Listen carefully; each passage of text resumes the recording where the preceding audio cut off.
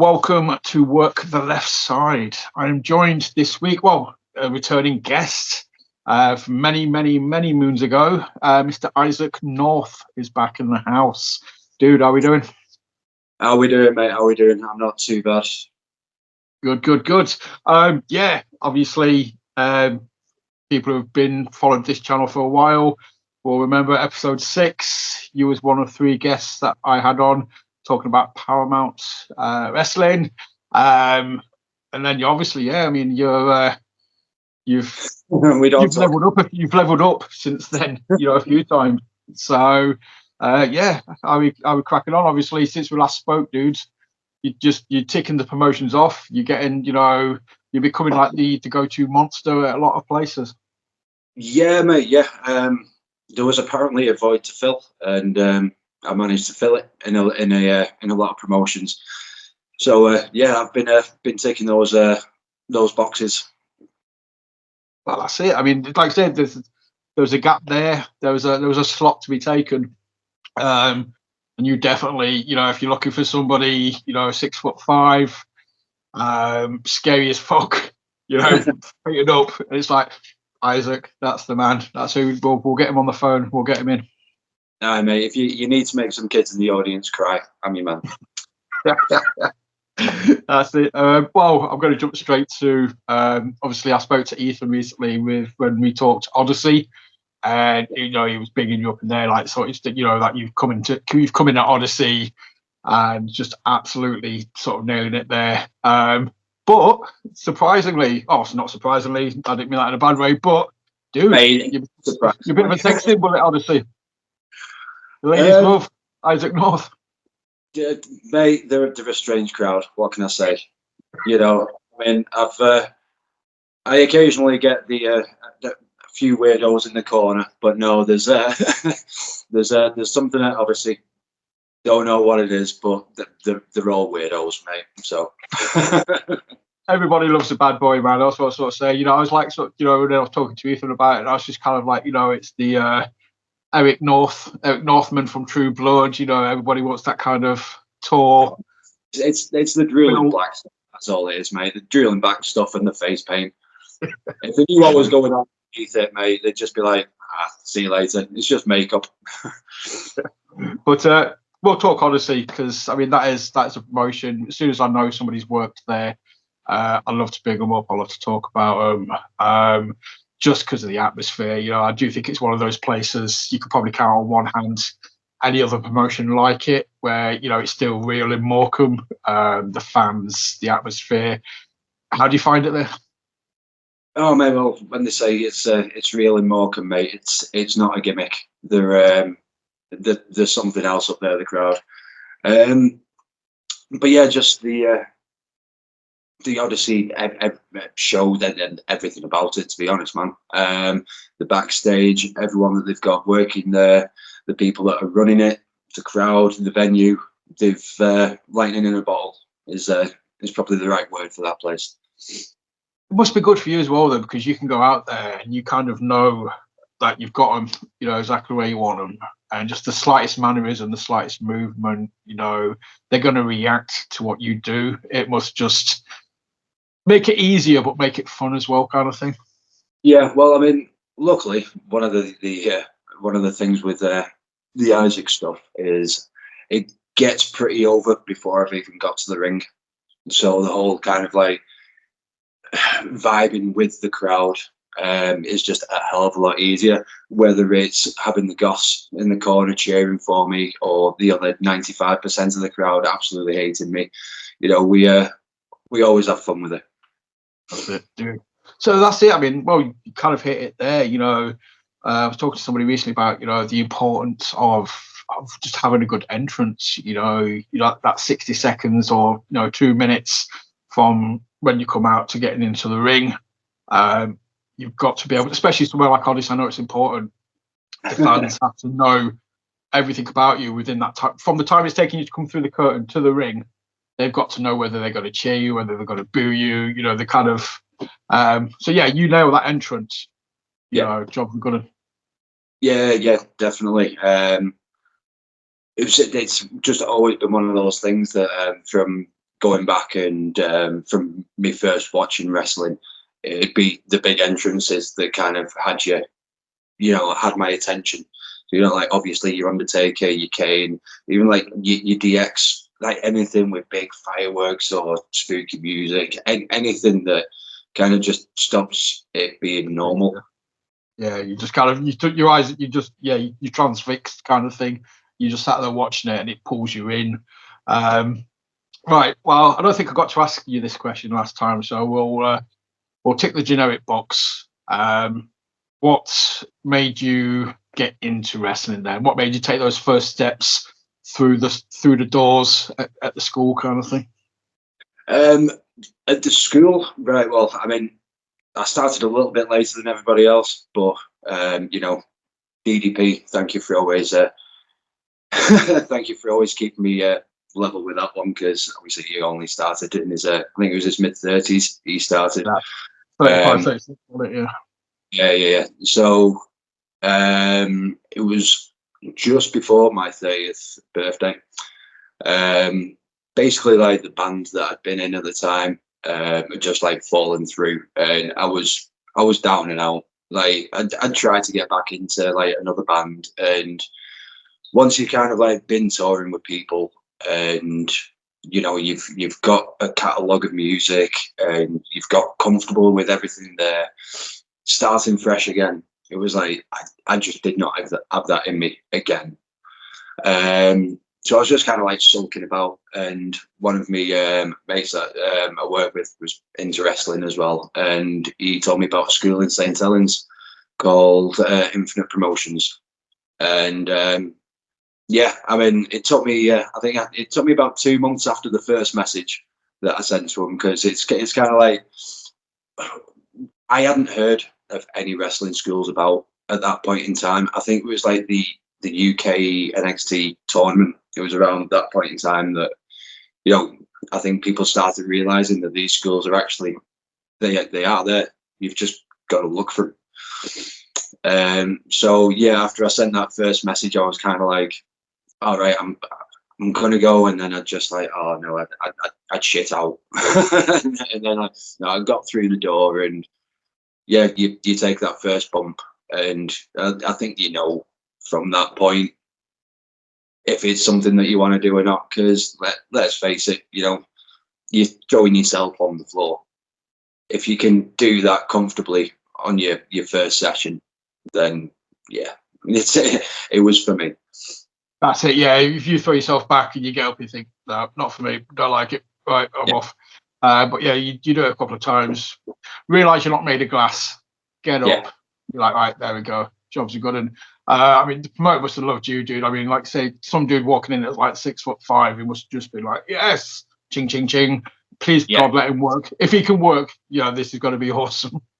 Yeah. I mean, it was Kieran McConnell who got me all signed up and everything. And one of the first things that he said to me was, Gypsy's going to love you. Like John Kenny, who was the head trainer down there as well.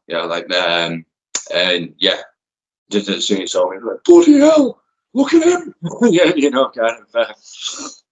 Everyone's got a John Kenny impression as well, mate. So, but yeah. There was, you walk in 6'5", tattooed. I mean, at that point in time, I wouldn't say that I looked athletic, but I was 6'5" and tattooed, so it didn't matter at that point. I was like, oh, we'll get that later. But yeah, you just play. They can mold you. They can make you look, and plus once you get doing it, you get yourself into that headspace. Yeah, definitely. So, sorry, I cut you off there. Apologies. I was just, but so yes, I'll say you was late to the game. Had you always been like a wrestling fan then whilst growing up, or was it just literally you went on the back of your mate giving you the heads up? No, mate. I'd been watching it since, I think the first time I watched it was a videotape that one of my friends got. SummerSlam 1998. Oh, so, Taker Austin. Yeah. Yeah, the funny thing is, that was the first headlining match that I watched. The first actual wrestling match that I watched was D'Lo Brown against Val Venus. So, And from that point, I was like, yeah, I'm about this. So obviously, you know, by the time Austin and Taker had come out and I'd seen Triple H and The Rock in a ladder match, you know, I'm there. But obviously, that was on tape. So yeah, I try and find it. And it was the Raw before St. Valentine's Day Massacre in '99 when I started watching it. Pretty much weekly since then, bar a break of about a year and a half in the like mid 2000s, pretty much every week. I think everybody's had a break at some point. Let's like I say, you can't do everything to please everybody at every point, and at some point somebody's been like, nope. But you'll always find yourself kind of like just keeping an eye on it just in case it gets interesting again. And then when it gets interesting, bam, back. Yeah, it was purely the lack of TV for that couple of years. Oh, that'll do it as well. Yeah. That'll do it.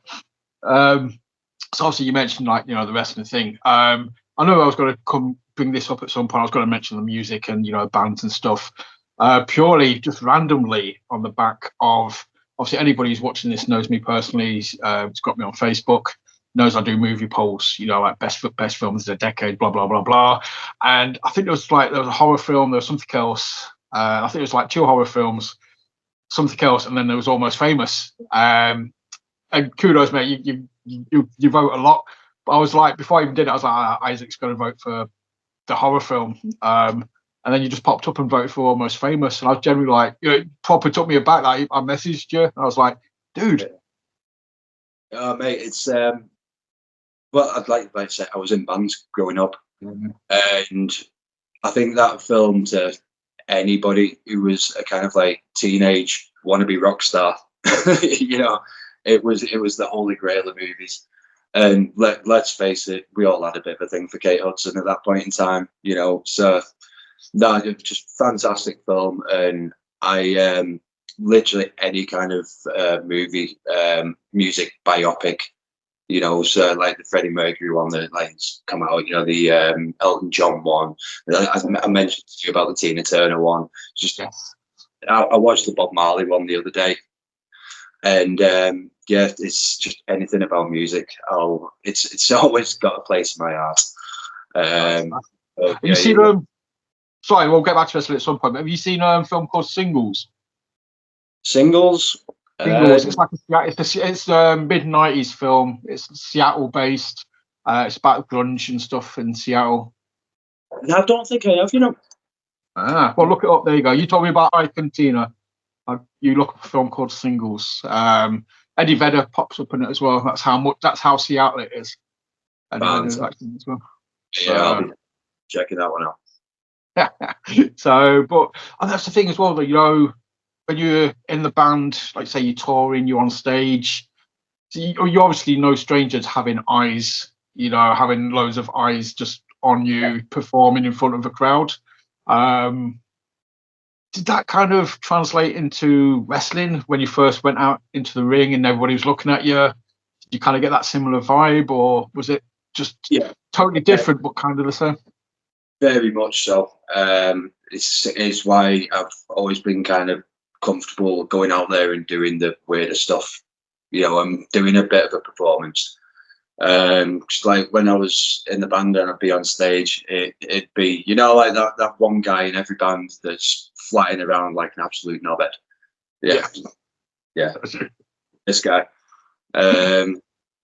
So yeah, it translated very easily to the being comfortable in front of a crowd, and that's the kind of like thing that helped wrestling replace the kind of like me missing being on stage. You know, the live reactions that you get from people, you know, like people think like, oh, because I'm a heel, that, you know, like being booed, like, oh, why do you like being booed? It's getting the reaction out of people. And let's face it, we all hate a hell of a lot louder than we love. So, give me also I think it's a lot easier to get somebody to dislike you than it is to get somebody to like you, kind of thing. So you've talked about, like, to me, again, everybody will have their own personal pick, but you know, when I think of somebody just bouncing around on a stage, just manic like that, it's Flea is the first person that always kind of pops into my head. Yeah, I was a bassist as well, so obviously. There you go then. So I don't know if you'll take that as a compliment. I don't know, obviously depending on very Marmite. Some people love him, some people hate him, but I think Flea is awesome, and just the energy he has on stage. There you go. That's yeah, I can imagine it.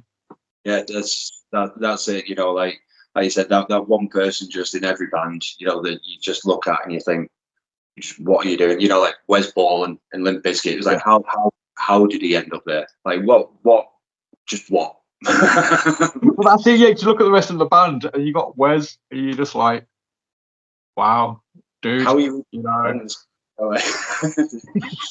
I mean, that's questionable anyway, isn't it? Like, but you know, but yeah, it was like I said. I was always that person that I just love being in front of people. It's you know, that's apart from a bit of a smoke, that is my drug. You know, just being out in front of people.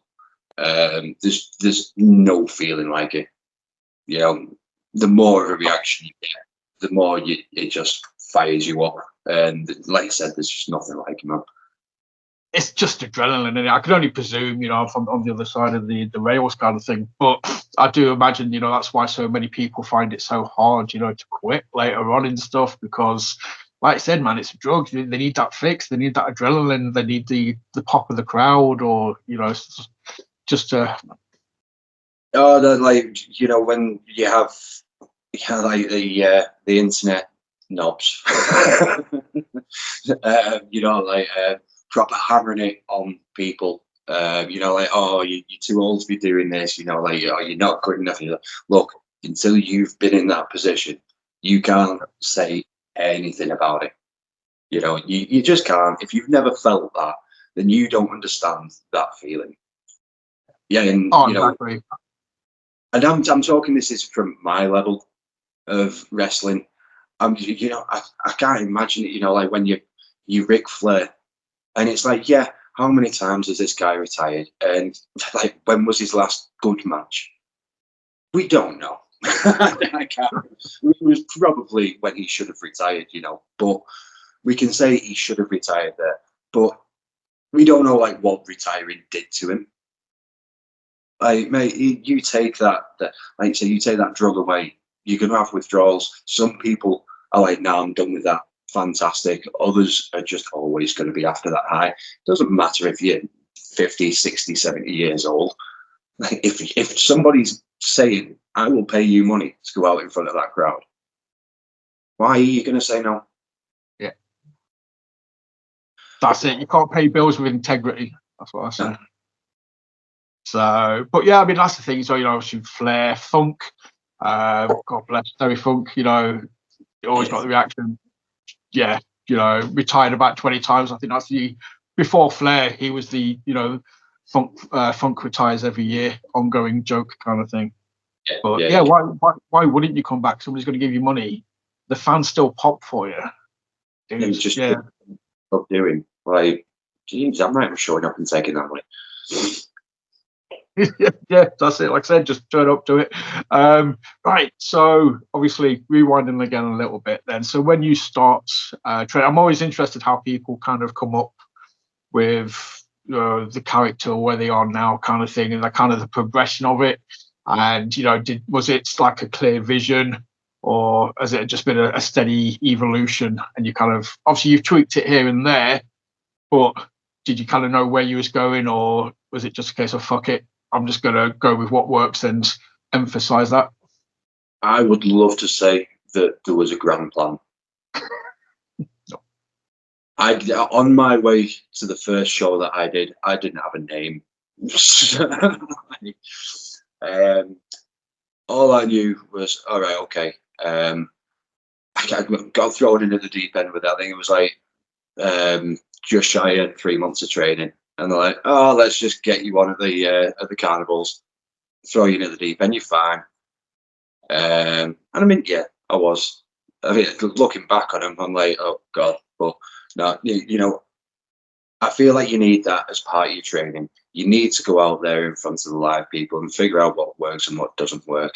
So I kind of went out there first time just with the idea of, right, I know that I can do Undertaker and I can do Raven.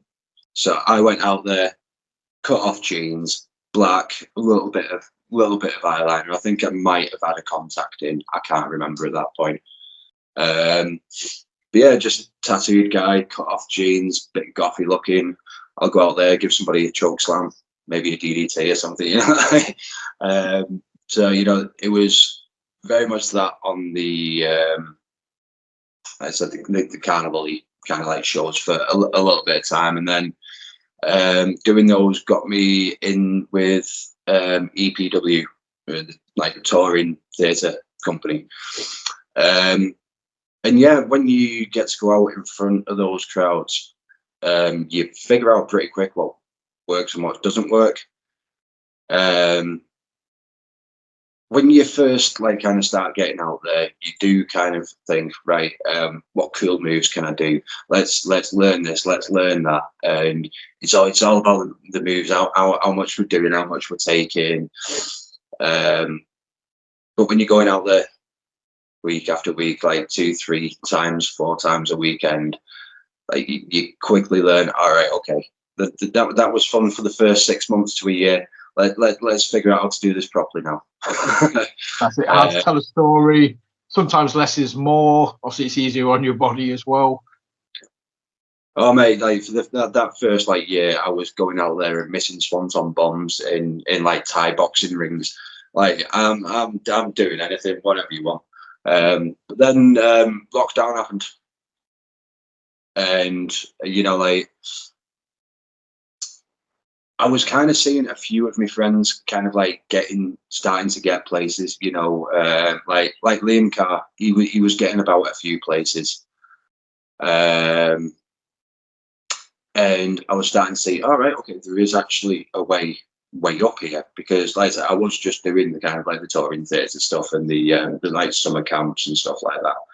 And then yeah, lockdown it, we were done for a year and a half.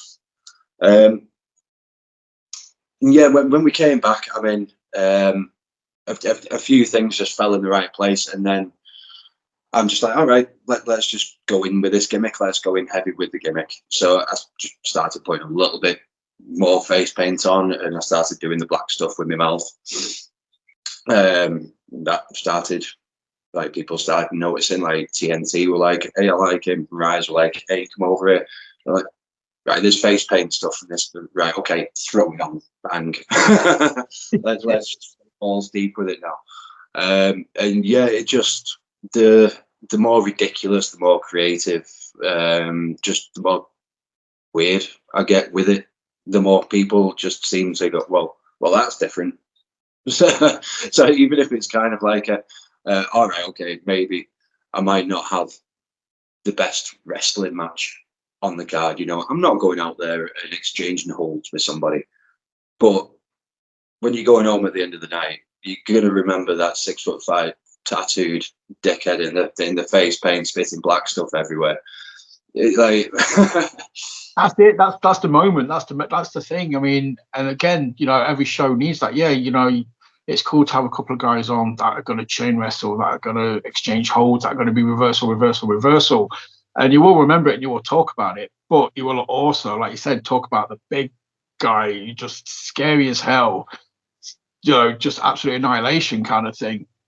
Yeah. Again, you know, majority of wrestling fans, that's what they want. That's the story. That's the character. Exactly, man. So yeah, like just the more I went into it, the more I realized that yeah, okay, like people do want me to do this just weird shit. I found what works for me. So yeah, just whenever I get the chance to do something a little bit weird, and I'm like, yeah, damn right, throw me into it. Yeah. You mentioned EPW. I mean, obviously, I was scouring YouTube as I do, you know, looking for like through matches and things like that.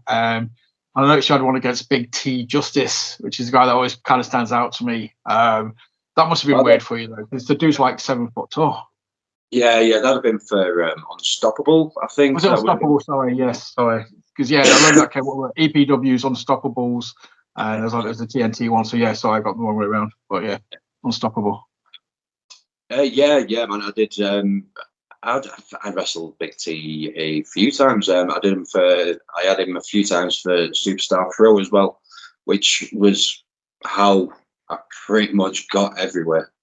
Was like, I'm gonna go on a tangent. Go. Yeah, during lockdown, I get a message of Dave Faulkner.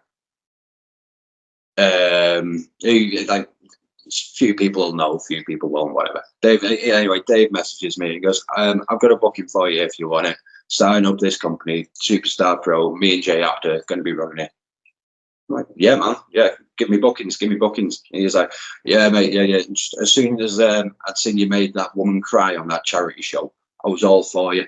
I'm like, fantastic, mate, yeah, I am there. So literally me making this one woman cry on a charity show gets me this job at Superstar Pro.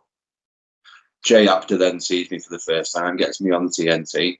Like, don't get me wrong, it's not the be all and end all of everything TNT. I mean, yeah, we want to be on there, but yeah, it sounds like I'm blowing smoke. Oh no, this is all TNT, but it gets you about a few places. So yeah, Jay Apter then like, yeah, man, you come here, I'm taking you with me. And Rise are going, oh, yeah, you come over here. And then, like I said, it snowballs, all snowballs from Dave Faulkner watching me make a woman cry. That's wrestling, baby. It's like, yeah, right, well done. We're going to reward you for making this woman cry. Exactly. Yeah, so Superstar Pro, yeah, I worked Big T there. They put the belt on me. Their first belt, and the first kind of like challenge was Big T. So like me and Big T fighting in a 12-foot ring was like two steps to the ropes. That's like, I just can't imagine you two running the ropes. we did the first match, and like I say, you know, like this is like some of the first shows back from lockdown. So while, you know, like I've got me reps in, I'm used to the theatre crowd. I'm not used to, oh, all right, okay, go out there and do 10 minutes. I'm like, 10 minutes? Like, I'm just having, you used to promote going, yeah, I want 20 minutes out here, then I want a tag match out here, then I want this. And you just want me to go out there and do 10 minutes. Fantastic. So different kind of show. So yeah, I'd not been in a 12-foot ring, and I've not been in there with somebody who's like 4, 5, 6 inches taller than me and probably 100 pounds heavier than me. So yeah, like I'm just like, yeah, like we'll do this, we'll do that. I'll work your leg for a little bit. Like, yeah, like he's a big guy. Obviously, I'm going to work the leg, so I get him in a single leg crab in the middle of the ring. I'm like, oh shit. There's nowhere for me to throw a hold on him. So like, I mean, all we can do is just switch it to a sleeper, because all right, I can drag you back again. But any position where you just lay on the ground, you just leg up, arm up, that right? Okay. It was a fun match. It was a fun match. It was just funny that it was in a 12-foot ring. And so the second time we got in there for him, it was like properly again for the title this time. And yeah, we was like, right, mate, jump start. We'll work outside the ring for the first 10 minutes. We'll just finish the match off in there. And yeah, I much preferred that one. I mean, granted, he bowling balled me into a few chairs, but yeah, that one was. We had much more room to work with. I tell you, I brought it up because it must have just been, because obviously there's not many people that are going to tower over you, kind of thing. So I kind of feel like, you know, you're very used to being the monster, the big guy in the ring. So for you to be the little guy, I can imagine just being like, all right, this is kind of refreshing. I like this, you know. I can have a bit of fun with this. Yeah, no, I do kind of like being the little guy in there. You know, being the big guy all the time, don't get me wrong, it's an easy job. Like, I'm not having to run the ropes a million times. I'm not having to flip over this person, flip over that person, go hole for hole with people. I'm not having to do all of that. So it's do on. You know. So, But when it's like I get in there with somebody who's got a bit of weight on them, or who's tall, or even just a similar size to me, similar build to me, and I don't necessarily have to be the bigger or the smaller. Even if we're just a similar size, it's like, right, I get to do some fun stuff now. Dude, I think there's more and more people sort of popping up now, because I mean, that for a long time there was never really any. There's maybe one or two, like big men in British wrestling kind of thing, but everybody was all very average sized. Then obviously, like you came along. There's like Gunnar Rig up there now. Got Kemper, Tim Strange. There's a bunch of big guys kind of moving around now. So, but that's got to be good for you guys to be able to work with each other if you get a chance. Yeah. Well, I worked Tim Strange. Not God, was it last weekend? It was a weekend before last for Rise. Yeah, Rise. It was at Rise, wasn't it? Yeah. So I got to work Tim there, and we just slapped the shit out of each other. Like, I don't know if you saw the clip of him having me in the corner, giving me the chops, shouting, "The power of Christ compels you." Got a nice pop, that one did. But yeah, we just went in there and beat the shit out of each other for 10 minutes. It was fantastic. That's it. If you're willing to take it, dude, I can just imagine it. Yeah, I'm not going to say it's a lot of fun, because I can imagine it just being like, geez, afterwards. But yeah, again, many people have said, adrenaline is the best painkiller until it wears off. Definitely. I mean, I hand them out enough, so when it's time to take them, I'll happily take the chops. Take them back. But yeah, no, I saw that because I've got Tim on in a few weeks, and I was talking to him, and he sent me the graphic before it got announced of your match kind of thing. I was like, oh, yeah, man, yeah. Forget the butcher's shop. This is where the chops are, kind of thing. Yeah, that's exactly what it was. It was like, let's not mess around, mate. Let's just go out there and slap the shit out of each other for the first 5 minutes. We'll worry about the wrestling on the back half. So obviously, yeah, you mentioned like TNT, you mentioned Rise. Rise is another promotion I'm always kind of interested in, because it is very, it's very, I don't want to use the word cult, but the Rise fans pretty much, it's very like cult like, they're die hard. Rise fans are freaking mental, but in the best way possible. You've got to enjoy working them shows.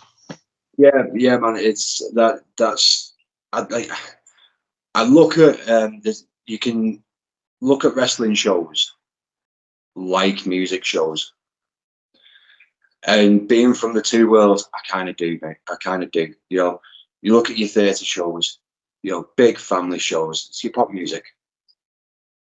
Yeah. You've got your carnivals. People sat around in fields. It's your folk festivals. Rise is the heavy metal. Right, Rise is the heavy metal, and TNT. Like with the deathmatch guys. That's the heavy metal of wrestling, and that's as much as I love being in front of hundreds, sometimes thousands of pop fans. Throw me in front of 100 metal fans, mate, any day of the week. So that's how I look at it. Especially people forget there's different kinds of promotions when it comes to wrestling. There's not just it's deathmatch wrestling or it's hokey pokey family stuff. There's so much in between, and yeah, just like there is with music, and you can just see little similarities, from which kind of families you see at these shows, who it is who's the turn up, who's engaging online with it all. You can just, all right, look at this bunch. They said this promotion's only getting like some metalheads. I'm probably going to like it there. Well, that's a good way of gauging it. Like you said, that is a really good. Yeah, it's a good analogy. But yeah, that's the wonderfulness of wrestling, though, is that it's a bit of everything. It's the variety is the spice of life, kind of thing. Like you said, you've got your family pop shows, you've got the sort of the campsites, you've got the. You're saying Rise is like the heavy metal. I'm thinking death metal. I'm thinking like maybe I don't know. Tidal might be metal. Rise and TNT, they're just out and out pure Slayer death metal, just angry, shouting, at the world kind of thing. I'm missing the title a lot at the moment. I had a few shows for them. It was like last year, and then there was just a lot of conflicting dates. It happens. Yeah, it happens. But no, I had a lot of fun while I was over at Tidal, and again, you have that corner of the crowd. that was one place where they really reacted to me there. I'm sure there's some Tidal matches online somewhere. I'll send them over to you at some point. Anyway. Yeah. I'll check them out. I'll link stuff in as well. But yeah, and that's the thing. That's kudos to you guys, because you've obviously, you've got to have that diversity in what you can do. That you can go to a promotion and be like, right, okay, I'll pull the moves from this sort of barrel because it's a family show. I'll pull the moves from this kind of, because you can't work exactly the same across the board, surely. No, not at all, mate. Not at all. Yeah, nothing else to say about that one. Yeah. But I mean, does that obviously that's got to come with experience, though? I mean, like when you first, well, to be fair though, you sort of started out more, like you said, with the theatre stuff, didn't you? Yeah.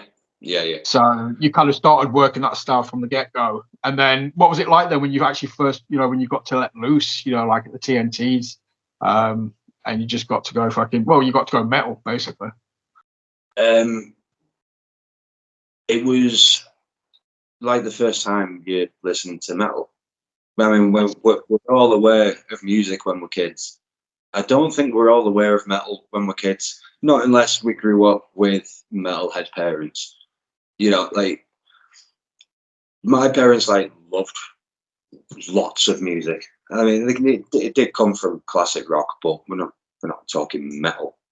Yeah. So that first time, I was talking about it the other week actually, having Ministry, Jesus Built My Hot Rod on in the car going down to my mum's, when I think it was like, probably talking like 92, 93, something like that. Right? It was an early kind of like, wow, this is heavy metal. I can remember that now, and I'm talking like I was like 5-6 years old. I remember that moment, and that's the same when I got to walk through those doors with Rise and TNT. Like I said, it's like walking in and you're like, oh, home. Feeling all warm and fuzzy, just like, yes, this is it. But no, I definitely agree. That's the thing though, that's another comparison between like wrestling and music and things like that.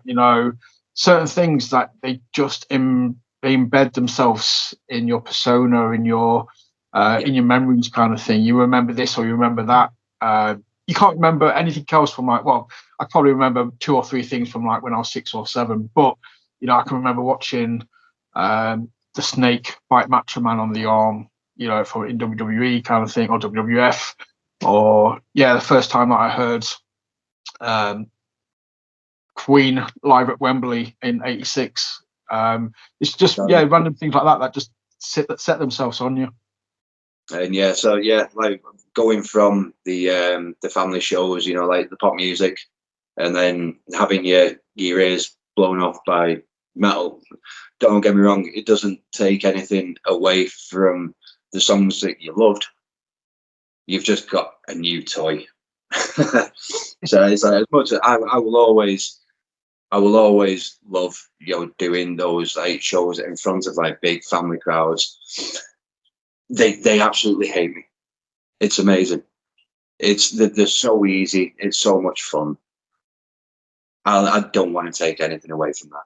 But like I said, it's just that's my home. Give me the heavy metal. Give me the black metal. Give me the death metal. Give me the hardcore punk. Give me that grime. Sometimes you've just got to turn the volume up to 11 and just shout it out. Yep, exactly. Like I said, the fun. Nothing. At no point is anybody saying one's better than the other, this, that, or the other. It's like a symbiotic thing. You need everything to appreciate the other thing.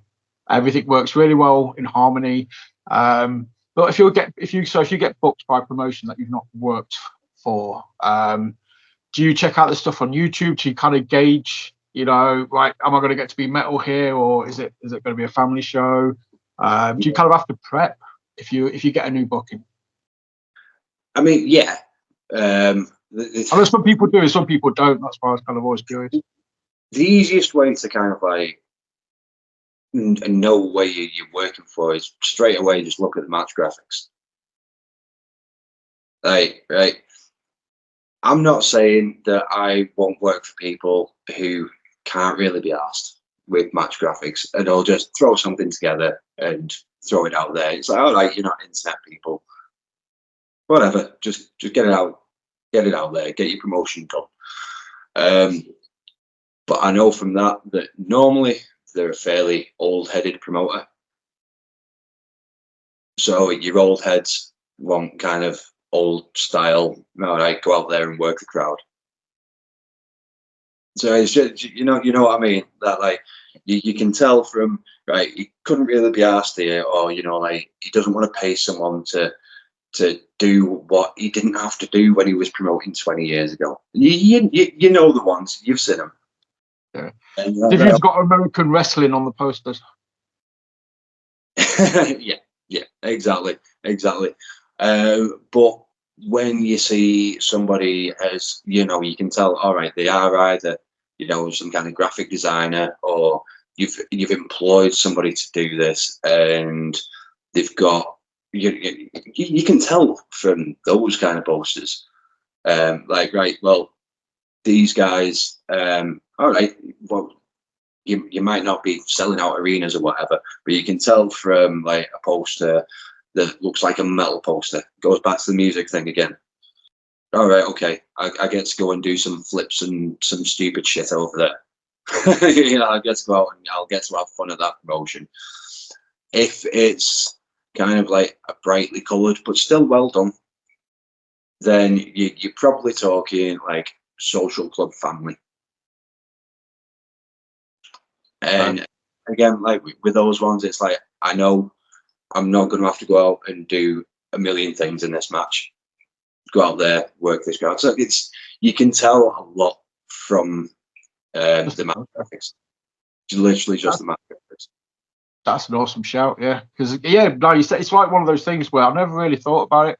I've seen thousands of posters, never really associated like any certain style with anything. But yeah, an epiphany moment of, yeah, that makes perfect sense. And as a worker, yeah, it's a great gauge to kind of like, okay, I kind of got an idea of what they're going to expect from me. Yeah, exactly. Right, pulling it back to the character, the face paint, the mannerisms. Are you pulling any inspiration from not just music but from films, or any characters that are sort of resonating with you to be like, yeah, I can take a little bit of that and I can turn it into Isaac? This is why my face paint changes so much. I never really leave one thing to. I'll go back to them. I'll swap and change them about. I'll just turn up. All right, I kind of feel like this one today. But the inspiration always comes from normally something that I've seen on like a music video or TV or a movie.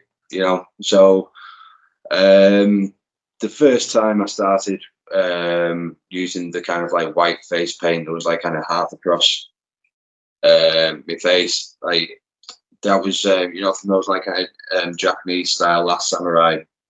Yes. Sorry, I don't know the name of them. The kind of 3-stripe thing over the eye. I'm pretty sure that came from Skyrim. Yeah, just like when you're going through the makeup at the start, I'm pretty sure there is one. Not exactly the 3 fingers, but it was makeup over one eye, and I was like, I'm having that. Then that's where that one came from. The one that I used with the black line down the middle and just the load of black, everything else white, that comes from a band called Skinned. who just write songs about like serial killers and sort of situations. The name. Good name. The one that I've been doing recently is kind of like it is kind of like half Joker and half the Crow, kind of like thrown together. Just amazing characters, and I learned. It was probably. Did you watch the horror movie Smile? No, I haven't seen it yet. Actually, it's been on my list for ages. I just haven't. I think it's on Prime now. That's the only thing. Yeah, sorry to type more. No, I haven't. But I want to. It's on my list. Watch that, mate. I didn't realize really how creepy a smile was until you see that film, and like you're just in a normal situation. You're in a normal situation. You turn around and someone's just stood in the corner, big grin on the face, just looking at you like they're going to murder you. You're like, oh, shivers. From that point, I was like, hey, stop. You don't need to always be angry in the ring. Sometimes find the joy in inflicting pain on the others. So when, like I'll take somebody's head off with a clothesline and I'll lie on the floor and I'll start laughing and smiling at people and just have that stuff drooling out my mouth, So even if it's not the face paint, I'll take a mannerism from you. It's just something that I have found like, oh, shivers. That's creeped me out. That does. If it's keeping me a 36-year-old horror fan out, it's going to work. That's it. Well, you're gonna make women cry at charity shows, and you're gonna make children cry in Morecambe. So yeah. May just take shit from films. It's fantastic. They write it all for you. To be fair, though, that's the thing about so many different sources of media. You can sort of like you can pull this, or you can pull that. You can mix it together. You can put a massive blend of this, that, and the other. The thing is that everybody does it. So there's no like. I mean, hell, Sting stole the Crow gimmick. Nobody's gonna have a go at somebody for nicking something from a film. When the big guys are doing it. Yeah, that's one thing that I would advise everyone that's coming up through wrestling. Stop looking at wrestling for inspiration. Yeah, it's been done, lads. I mean, I know we will all take things from our favorite wrestlers, our favorite spots, our favorite matches. We will do that. Obviously, we will. We're wrestling fans. This is why we got into it. But if you want to stand out, do stuff that people in wrestling aren't doing. Take things that work in other places and make them work somewhere else. And that's how you'll stand out. That's how you'll be remembered. Because without standing out and without doing something a little bit different, it makes it a hell of a lot harder to remember. Oh, that person in the black trunks. Take from that. But it's the name as well. If you remember the person, you kind of remember the name. Obviously, your name is your brand. That's you want to get that out there. You want people talking about it, and that's it's important. Not just from the shows, but I've spoken to this again, with other people. I think it's important to have a look where if somebody puts you on a poster, people are going to be like, "What the fuck is?" I want to pay money to see that guy. Yeah, and that doesn't mean like take from horror films, leave them alone. That's my shit, right? But there's got to be something about you, that makes you either want to see them beat somebody up or you want to see them get beat up. Yeah, that I think that's why it works for me. Because who doesn't want to see some messed up dude and spitting black shit, throwing people around and yeah, of course you go around here. This is why the little shit in wrestling always works. Because who doesn't want to see that little shit get beat up? That's it. You'll pay money to see him get punched in the face. You'll pay money to see him finally get his comeuppance and get that 1, 2, 3. Oh, if somebody makes you tap out, dude, even better. Yeah, man. I don't see people like looking right. Okay, who were the most hated people on TV? in the last kind of like 10, 15 years. Take from that. Like, I don't see anyone doing Joffrey from Game of Thrones. Just say, well, why have we not got a Joffrey? Why is nobody doing this? Some weedy little shit coming out there, ruling over everybody, somehow just always getting out on top with it. You know, take from him. You know, take from other dickheads.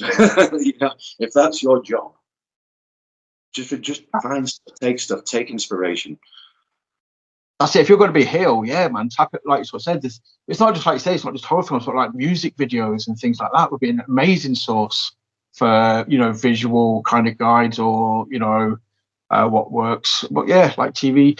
I mean, again, not so much now. I think it's a generational thing, but I mean, music videos are key to me. I used to love music videos. I don't see them anymore. I don't watch music channels anymore. But I mean, there's so much visually, you know.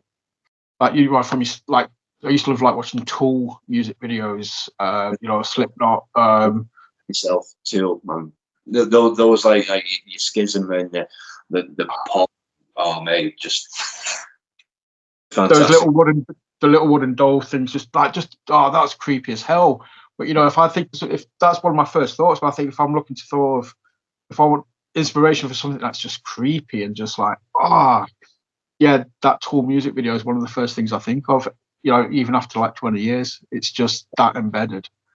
Yeah, So this is it. You know, take inspiration from places outside of wrestling, guys.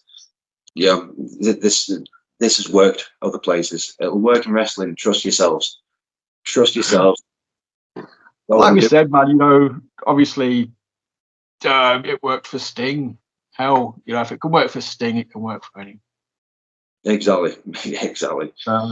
Right, quick sidebar, but we'll get back to wrestling again in a second. You mentioned The Crow earlier. I'd be amiss if I didn't discuss it. Have you seen the trailer for the new film? I have, mate, and like I'm going to piss off a lot of goths if you carry on with this conversation. I have no issue with it. I get a lot of fans. I mean, mate, I love the original Crow film. I do, but I don't have this kind of like thing about, oh, this thing's sacred. This shouldn't be touched. This shouldn't be changed. This shouldn't be adapted. It's like, yeah, do what you want with it. At the end of the day, it's either going to be a good film or it's going to be a shit film. Right? If it's a good film, but it isn't like the 94, but it's a good film, then what's the issue? I think, I don't know, personally speaking, I'm just sick of reboots. I don't have an issue with the new Crow film. I've just got an issue with them using the Eric Draven name. The whole mythology allows itself to be reused hundreds of times and tell 100 different stories about true love. It doesn't have to be Eric. You know, I enjoyed some of the sequels. I enjoyed the TV series. I'm not bothered about, you know, that. For me, it's just like, it's a reboot. I'm in the minority. 100%. I know I'm in the minority with this kind of stuff. But it's never kind of got to me. It's like, yeah, all right, okay. I do love the 94 one. I do love, like, as daft as it is, mate. I love the old like Disney classic films, and yeah, I don't really like the ridiculous live action ones that have been coming out. Like, I'll watch them once, go, like, okay, that was whatever what that was. But yeah, and like, I'll never be upset about it. Like, if they went out and all right, it was shit, shat all over it, and you're like, well, did you really need to do that? Did you really need to just go and throw all that under the bus?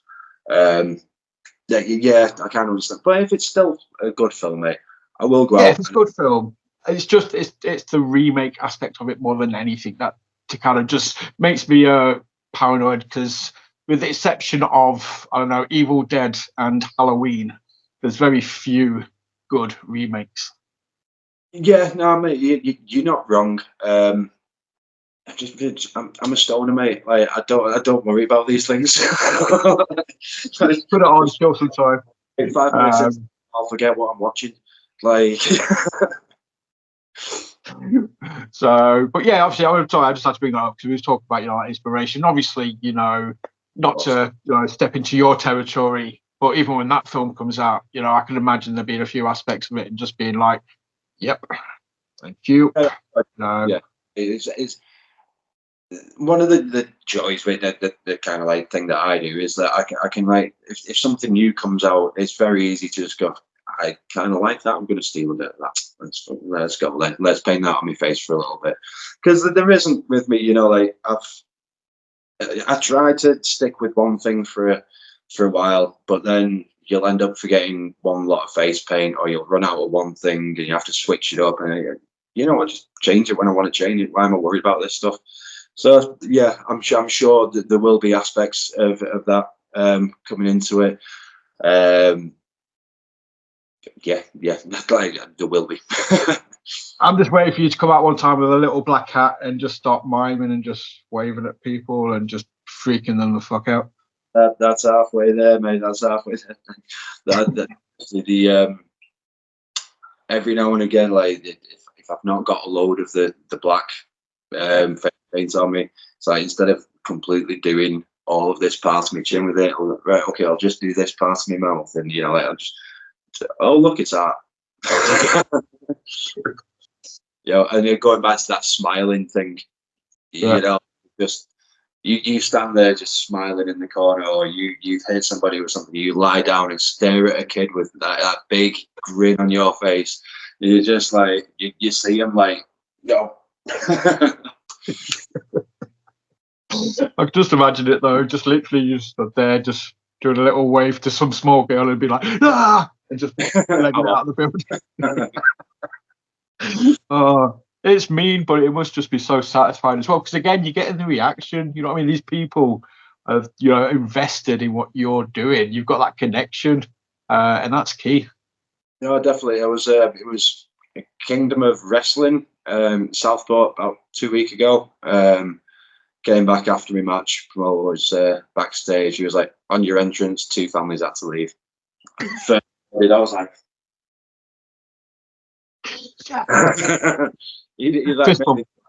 He's like, they came back after your match. They just the kids were just. Mommy, the big scary man. Satisfaction in it, mate. There's a sick satisfaction in it. I can't tell you why, because I don't have kids myself. It's not like they even piss me off. It's just there's something satisfying about it.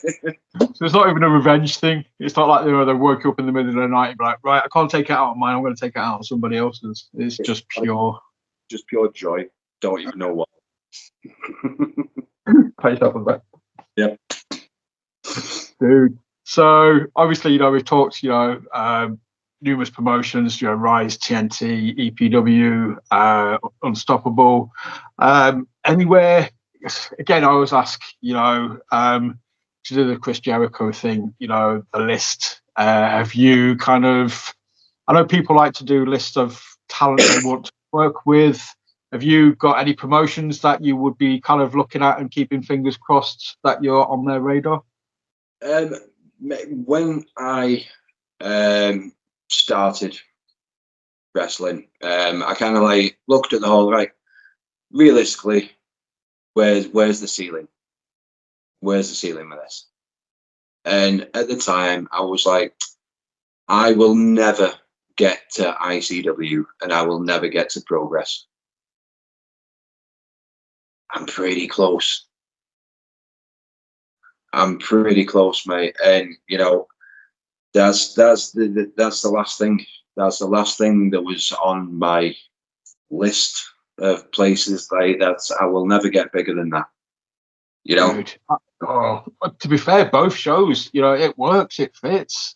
I mean, I wouldn't look twice. Well, I would out of like happiness kind of thing, or giddiness, but I wouldn't look twice and be like, I wouldn't expect to see you there kind of thing, because again, it fits. And there's a market for it, and there's on every show there's that slot that can be filled, with what you do.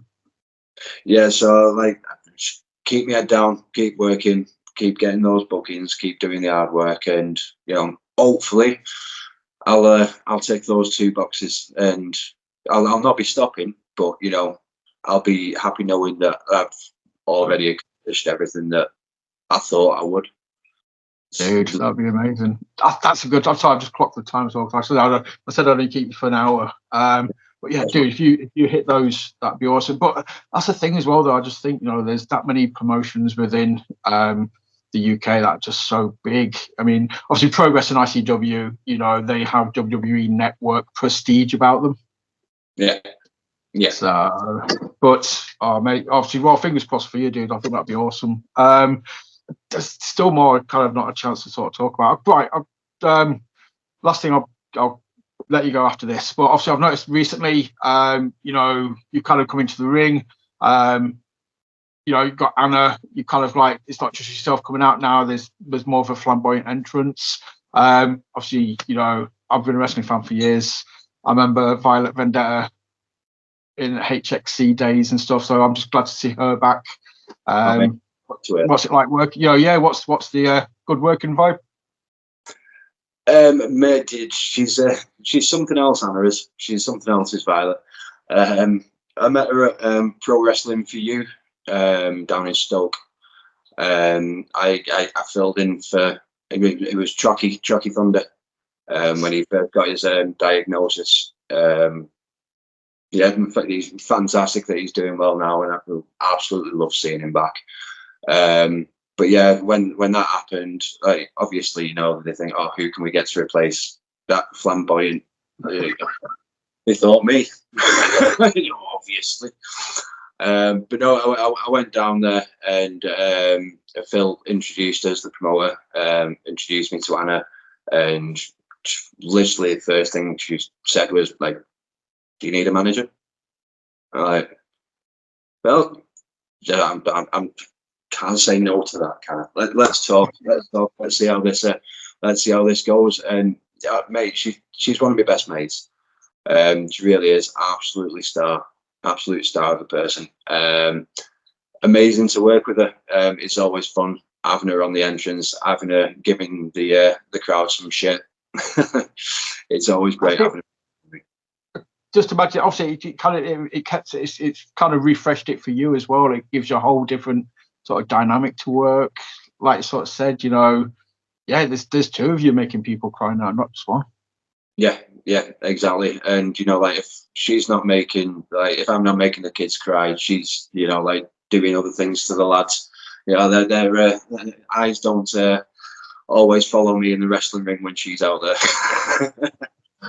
Hey man, if she's distracted, maybe get to distract the ref. Bosh, That's shit, what's a good one? She knows how to use what she's got. That's it. So I just wanted to mention Anna, because I sort of said, she went away for a few years.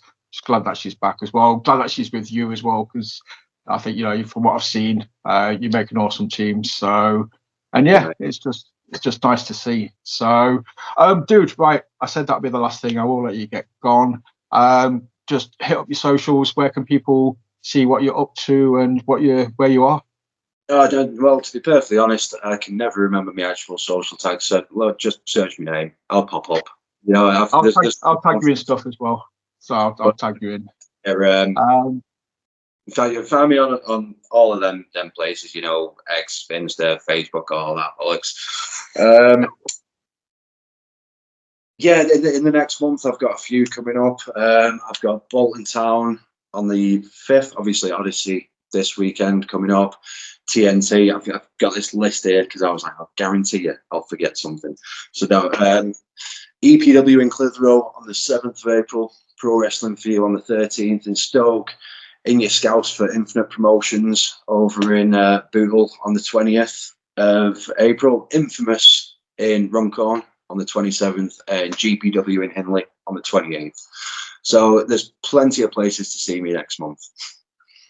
That's the thing as well, man. Obviously, I didn't even get a chance to talk GPW. I love GPW. Always want to big them up. Infamous as well. Mate, just working in too many places. I couldn't talk about them all. we'll have to do this again, brother. Shout out though to In Your Scouts. I saw the poster for that earlier, and I generally nearly spat my coffee out. I was like, that is just genius poster. You talk about graphic designers, people who come up with posters. Yeah, In Your Scouts, absolutely, mwah, chef's kiss. Made me laugh. Yep, fantastic, mate. It's obviously, you know, like, I'm a fan of the poster. But yeah, obviously, you know, I'll tag you in stuff as well. I'm pretty certain your Twitter is Isaac North Pro. But you know, obviously, if you follow Work the Left Side, we'll tag you in on stuff. But yeah, you know, thanks for chatting with me, dude. It's been an absolute blast. Absolutely loved it.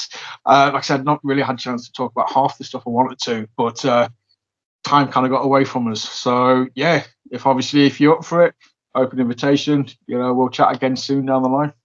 Yep, damn right, mate. Let's see if I can tick those boxes off, and I'll get back again.